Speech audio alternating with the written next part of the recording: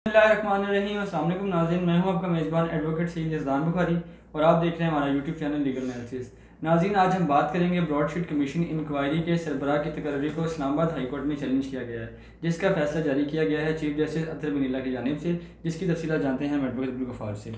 आज बड़े अहम केस की समाअत हुई है और ये बेसिकली ब्रॉड शीट का जो मामला है, आप जानते हैं ब्रॉड शीट ने एक केस जीता था पाकिस्तान के ख़िलाफ़ लंदन हाई कोर्ट से, और जिसकी वजह से पाकिस्तान को नैब को इतना बड़ा पैसा बतौर हर्जाना जमा करवाना पड़ा था। और उसमें उसकी जो डिटेल्स थी वो ये थी कि 2000 में 2000 और 2001 में एक मुआहदा होता है नैब का और ब्रॉड शीट का। और ब्रॉड शीट जो एसेट्स रिकवरी एक ऑर्गेनाइजेशन है, एक यूनिट है, और उनका काम है वो मुख्तलिफ लोगों के जो एसेट्स हैं उनकी रिकवरी करते हैं, उसको तलाश करते हैं, उसकी इंफॉर्मेशन देते हैं। पाकिस्तान ने और परवेज़ मुशर्रफ का जब वक्त आता है, जब उनका दौर शुरू होता है, तो उन्होंने शरीफ ख़ानदान और बाकी जरदारी फैमिली और बाकी लोगों के ख़िलाफ़ इनके एसेट्स की रिकवरी के लिए और उसकी इंफॉर्मेशन के लिए ब्रॉड शीट को के साथ मुआहदा किया। अभी वो मामला चाह रहा था, इनके साथ सेटल ये हुआ था कि 20% जो भी रिकवरी होगी उसका 20% ब्रॉडशीट का होगा और 80% हुकूमत पाकिस्तान का होगा। तो 2003 में उस मुआहदे पर क्योंकि NRO हो गया था और शरीफ ख़ानदान चला गया था जिद्दा, तो इनके मामला सेटल हो गए थे। 2003 में ये मामला इस मुआहदे को ख़त्म कर दिया जाता है। 2008 में जब आसिफ जरदारी की हुकूमत आती है, बतौर सदर वो आते हैं, इन्होंने कुछ जो पेमेंट थी वो कर दी थी ब्रॉड शीट को। फिर वो केस चलता रहा लंदन हाई कोर्ट में और 2016 में इसका फ़ैसला आया। अब 2016 तक जो फ़ैसला आया उसमें जो जितनी भी लिटिगेशन थी, लीगल जो वकला को हायर करना, वो सारी चीज़ें नवाज शरीफ खुद देख रहे थे। तो नवाज शरीफ ने भी इस मामले को ना देखा और नवाज शरीफ भी सारे मामले को ख़राब करते रहे। 2016 में अवार्ड पाकिस्तान के ख़िलाफ़ आ गया और उस पर जो सारी चीज़ें वो सामने आ गई। फिर एक अपील की जाती है और अपील का फ़ैसला अब आया, जिसमें पाकिस्तान को ये कहा गया और नैब को ये कहा गया कि आप इतना पैसा अदा करें।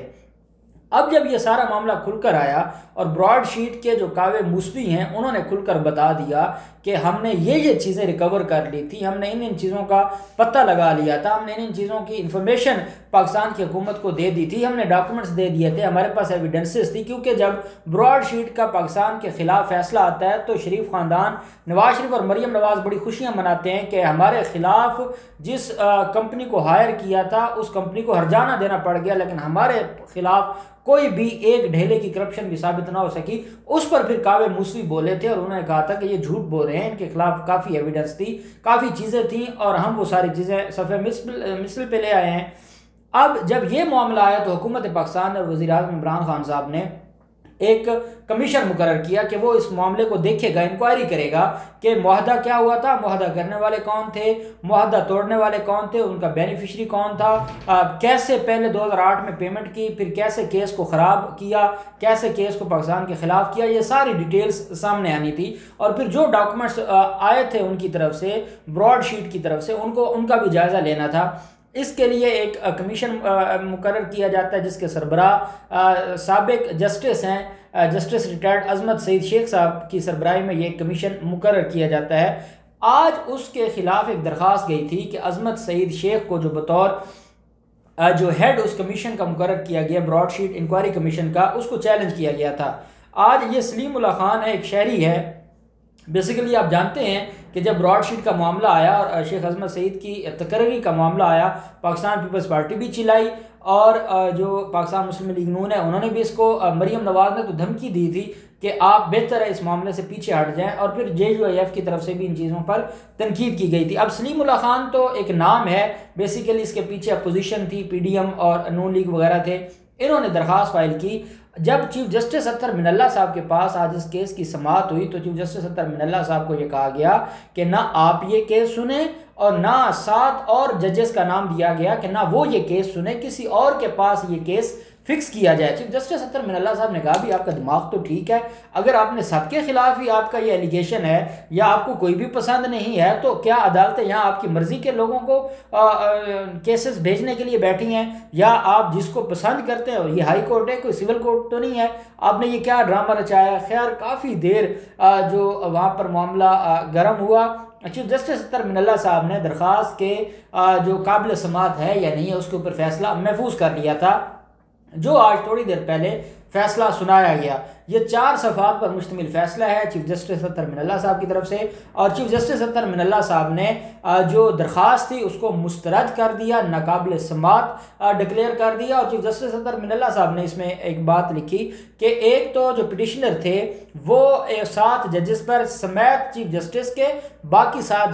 जजेस पर उन्होंने अदम एतमाद का इजहार किया, और उन्होंने कहा कि इनके पास न लगाया जाए, किसी और के पास लगाया जाए, जो इंतहाई गलत बात है और ये डेकोरम के खिलाफ है, ये एथिक्स के खिलाफ है और ये कानून के खिलाफ है। दूसरी बात यह है कि बारहा चीफ जस्टिस साहब ने कहा कि मैंने पिटिशनर और उनके वकला से कहा आप अपना मुद्दा रखें, आप अपनी बात रखें, आप ये बताएं कि आपकी दरख्वास्त काबिल समात कैसे है, आप ये बात सामने रखें, और फिर उसके बाद मामला जाएगा। जिसके ऊपर जो पिटिशनर थे उन्होंने बहस भी नहीं की और वो मेरिट के ऊपर तो बात करना नहीं चाहते थे। जो उन्होंने चैलेंज किया था ब्रॉडशीट के सरबराह के तौर पर कि वो डिप्टी प्रोसिक्यूटर जनरल रहे नैब के, इसलिए उनको इसका हिस्सा ना बनाया जाए, इसका हेड ना बनाया जाए। फिर कहा गया कि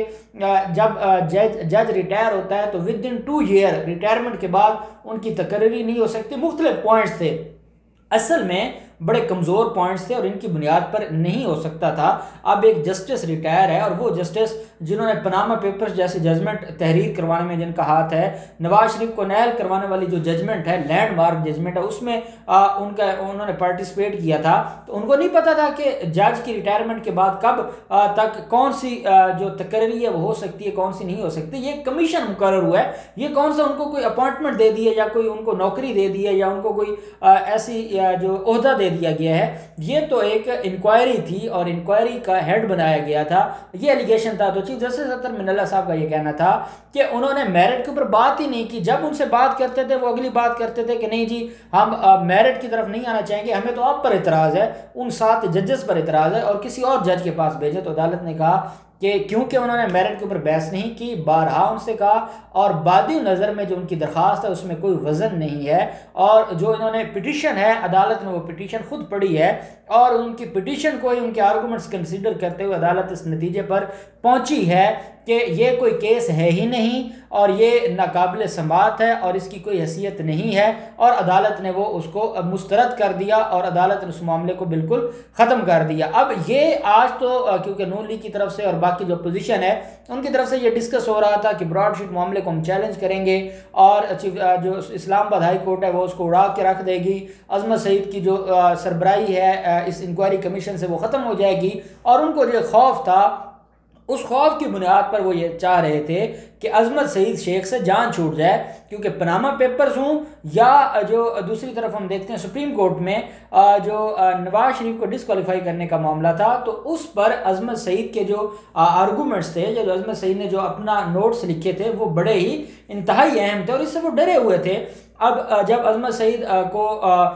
प्रोटोकॉल दिया गया, गाड़ी दी गई, उन्होंने वो प्रोटोकॉल वापस कर दिया। उन्होंने कहा कि मैं यह प्रोटोकॉल लेने के लिए मैंने ये सरबराही नहीं ली, मुझे तो एक जिम्मेदारी दी गई है और बतौर मुहिब वतन पाकिस्तानी अगर मैं कोई खिदमत कर सकता हूँ स्टेट की तो मैं उसकी खिदमत करूँगा, और मैंने इस मकसद के लिए ये जिम्मेदारी ली है, मैंने प्रोटोकॉल वगैरह के लिए तो नहीं ली। और पिछला 1 माह जब से ये ब्रॉडशीट का मामला हुआ और उसके बाद अजमत सईद की तकर्री, पहले अफवाहें थी फिर बाद में तकर्रर किया गया और आज के दिन तक अपोजिशन जो कर सकती थी किया, लेकिन उसके बावजूद अजमत सईद डटे हुए हैं। अब इसमें होगा क्या,